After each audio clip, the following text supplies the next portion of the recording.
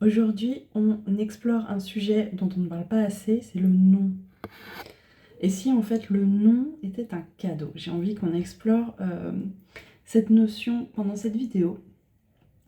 Donc tout d'abord, prenez le temps de vous demander comment vous vous sentez sur une échelle de 0 à 10. 0, je suis au fond du trou, 10, tout est parfait. Est-ce que vous vous sentez bien, est-ce que vous vous sentez pas bien? Pourquoi? Enfin voilà. Prenez le temps d'y réfléchir et si vous voulez partager votre réponse, c'est avec grand plaisir que je vous lirai et que j'échangerai avec vous. Et ensuite, mettez pause sur cette vidéo pour vous demander ce que vous attendez de cette vidéo, ce que ça va changer pour vous, de prendre au sérieux ce que je vais vous partager là. Donc j'ai envie qu'on se pose une question, là maintenant. Et si dire non était le plus beau cadeau qu'on pouvait se faire et faire à nos proches? Donc, pour se remettre dans le contexte, je pense que je ne suis pas la seule, parce que déjà je suis une fille, donc clairement on est élevé comme ça, il faut dire oui, il faut être au service de la famille, il faut pas déranger, il faut gna gna gna gna gna. Donc, on passe notre vie à dire oui à tout, parce qu'on ne veut pas décevoir, parce qu'on ne veut pas être jugé, parce qu'on ne veut pas être jugé comme une bonne à rien, ou pas assez énergique, ou qui veut pas aider, ou enfin bref. Mais du coup, donc on passe notre vie à dire oui à tout le monde, et donc non à nous-mêmes. Et un jour, bizarrement, on arrive complètement épuisé, on n'a plus envie de rien. Si on va trop loin, on peut même commencer à avoir des idées noires. Et on comprend pas pourquoi, dis donc. Mais en fait, c'est tout simple, c'est qu'en fait, là sur le chemin, il n'y a personne qui nous a dit comment penser à nous, comment faire des choses pour nous.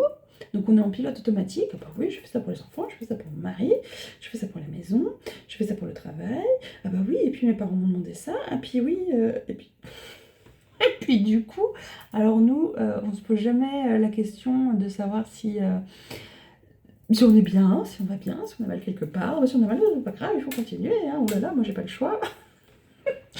Je rigole, mais je me permets de rigoler parce que je suis passée par là. Et donc forcément, je me suis oubliée, comme vous, je me suis épuisée. Et mais voilà, c'était normal. Ah bah oui, je suis fatiguée, c'est normal. Jusqu'au jour où en fait, j'ai même pas pu me lever, où j'étais à bout. Mon corps ne se levait plus et je pleurais, j'en pouvais plus. Et en fait, tout simplement, voilà, donc je m'étais oubliée, j'avais jamais pensé à moi, enfin voilà, ça m'avait jamais traversé l'esprit. Et au final, à ce moment-là, je me suis aussi rendu compte que dans cet état-là, je pouvais pas donner le meilleur de moi-même, et que ça avait finalement un côté égoïste, puisque j'étais arrivée à un point où, alors oui, ma conscience était bien tranquille, hein, alors là, j'aidais tout le monde, c'était super, mais il y avait que ça qui était bien, et donc du coup, à partir de là, comme j'étais épuisée, je pouvais plus me lever, enfin vraiment, j'avais plus le moral, je pouvais plus rien faire, et ben, je ne pouvais plus aider autant tout le monde, donc j'ai commencé à culpabiliser, donc je m'en suis rajoutée, nani, nanana. Donc bref, je me suis rendu compte que dans cet état-là, je ne servais plus à rien, ni à moi, ni aux autres, je ne servais plus à rien. Donc, c'est là que j'ai commencé à réfléchir, encore une fois, ce qui était important pour moi, ce qui ne l'était pas, et mes priorités. Et j'ai commencé aussi à observer les autres, alors notamment les hommes, qui savent, en règle générale, certainement il y a des exceptions, et c'est vraiment pas le débat, mais en tout cas, les hommes autour de moi arrivent nettement plus à dire non quand ils n'ont pas envie de faire quelque chose. Ils arrivent mieux à se dire oui à eux-mêmes et tant pis si ça dérange l'organisation du reste de la famille. Donc moi j'ai commencé à observer ça. Dire ok, là, monsieur, je lui ai demandé de faire ça, ça, ça. Et ben il a plutôt envie de faire ça, du coup il va faire ça.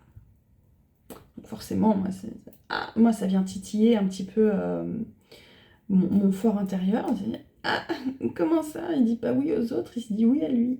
Ah!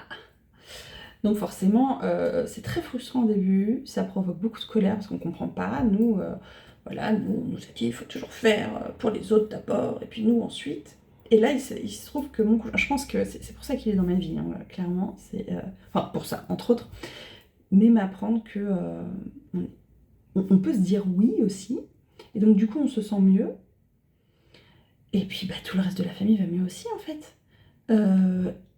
Alors, effectivement, c'est toujours très très compliqué pour moi parce que vraiment, on m'a appris à faire les choses quand on me le demande tout de suite. Il n'y a pas de délai.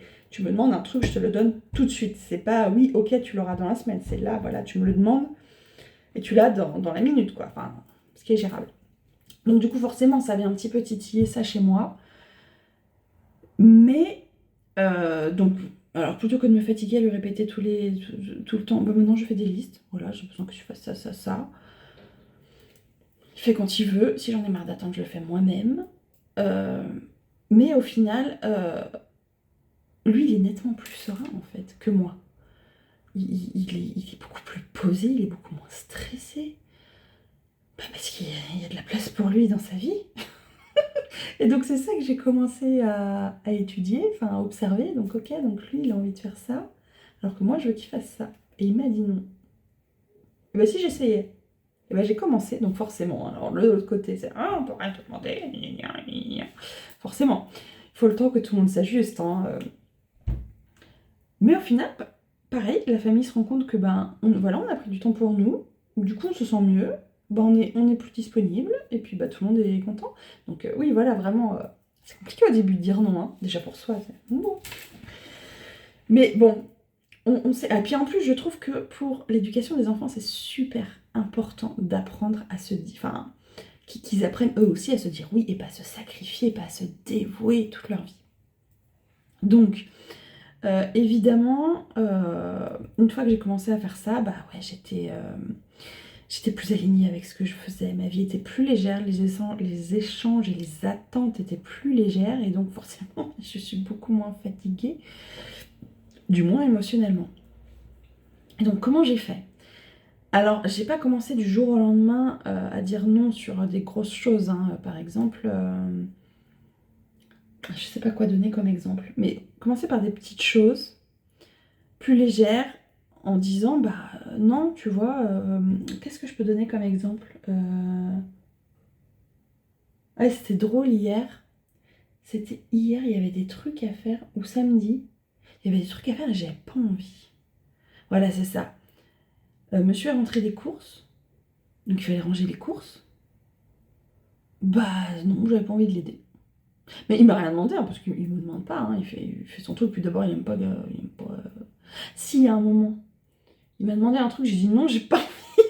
Ah oui, c'était ranger les bouteilles d'eau. Et le placard à bouteilles d'eau était plein, il n'y avait pas besoin d'acheter des bouteilles d'eau, il en a acheté quand même. J'ai dit non, j'ai pas envie, il n'y a pas de place. C'est pas grave, il a fait quand même... Bon, moi pendant ce temps-là, incroyable, je me suis assise sur le canapé et j'ai scrollé sur le téléphone. Et figurez-vous que la Terre s'est pas arrêtée de tourner. J'étais de meilleure humeur parce que je m'étais écoutée, voilà, j'avais pas envie de faire un truc. Et je l'ai pas fait. Mais je l'ai dit, enfin, parce que quand on nous demande de faire un truc qu'on n'a pas envie de faire et qu'on le fait quand même en râlant, ça crée pas des bonnes ondes, hein. Ça crée pas des bonnes relations. Alors que là, en rigolant, j'ai dit non, je n'en ai pas envie. Je me suis posée parce que j'avais envie de me poser, donc j'avais pas envie de ranger non plus la maison, machin. J'ai dit non, j'en ai pas envie. Mais en fait, il n'y a eu aucun problème. Lui, il avait plus d'énergie que moi, alors il l'a fait. Et puis, du coup, une fois qu'il a eu fini, on avait du temps pour nous, et c'était super comme ça. Enfin bref, j'ai commencé, voilà, je commence par les bouteilles d'eau. Hein. Je commence pas par...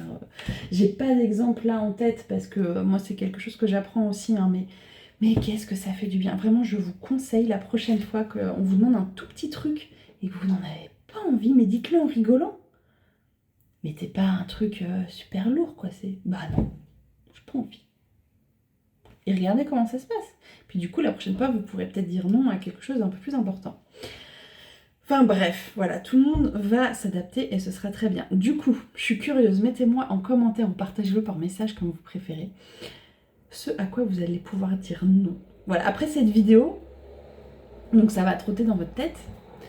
Et la prochaine fois que vous arriverez à dire non, s'il vous plaît, partagez-le. Ça va inspirer les autres. Et puis même moi, ça va m'inspirer, ça va m'aider à savoir ce à quoi je peux dire non aussi. Donc voilà, regardez cette vidéo et revenez mettre un commentaire ou envoyez-moi un message dès que vous arrivez à dire non, là où vous auriez dit oui avant, mais là vous vous êtes écouté, vous avez dit oui à vous et non à l'autre. Dites-moi, enfin, voilà, partagez-moi ça. Donc, si c'est encore super compliqué pour vous d'imaginer dire non, de ne pas savoir à quoi on peut dire non, donc sachez que c'est quelque chose qu'on fait ensemble dans la communauté, mais j'ai aussi un mini programme juste pour ça, pour se remettre au centre, vraiment. Donc voilà, sortir du brouillard et c'est un mini programme, c'est une mini formation qu'on fait que vous pouvez suivre sur 5 jours. Donc envoyez-moi mini formation et du coup on verra si vraiment le programme correspond à ce dont vous avez besoin maintenant. Si c'est pas le cas, c'est ok, ça nous permettra toujours de discuter et de voir ce qu'on peut mettre en place pour votre premier nom. Voilà, on célébrera votre premier nom ensemble. Donc je vous enverrai les infos si vous les voulez. Surtout partagez-moi votre prochain nom. Et puis on se retrouve très vite pour une autre vidéo.